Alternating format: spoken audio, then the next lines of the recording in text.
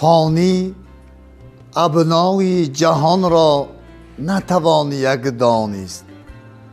گل جدا، سبزه جدا، شوره جدا، خار جدا. آره، این مصرع‌های جاودانه به قلم یکی از نابغه های عالم شرق، ادیبی بزرگ، شاعری ذواللسانین، متفکری سطحی جهانی، تاریخ شناس ناتکرار، ادب شناس ممتاز، استاد میر علی شیر نوایی متعلقند. در حقیقت امروزها به زادروز این ابرمرد بزرگ یعنی میر علی شیر نوایی 581 سال تجلیل می‌یابد. عزیزان، خدمت‌های میر علی شیر نوایی برای ادبیات‌های خلق‌های تاجیک و ازبک بی اندازه و بی همتاست.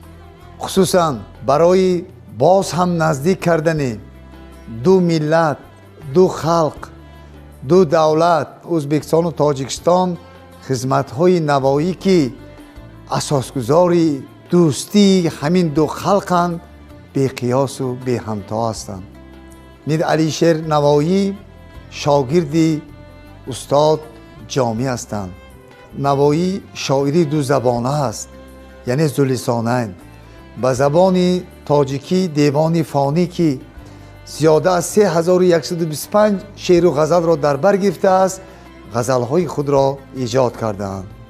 اگر به عباره پرزیدنت اول ازبکستان شادروان اسلام عبدالغنی کریم گوییم، اگر آن شخص را متفکر گوییم، متفکری متفکران، اولیا گوییم، اولیای اولیاها، اگر شاعر گوییم، سلطان شاعرانند. یک غزل نوایی بر غزل خواجه حافظ که نظیره کردند، من همین را به سهم شما رساندنیم. واعظان تا چند منع جام ساغر میکنند، چون دماغ خویش را هم گهگهی تر میکنند.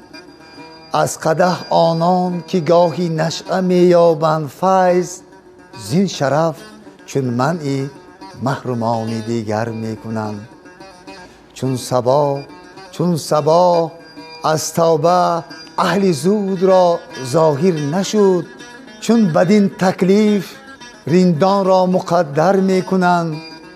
می فروشان باده را روزی که میسازند صاف، مجمر روحانیان زانبو معطر میکنند.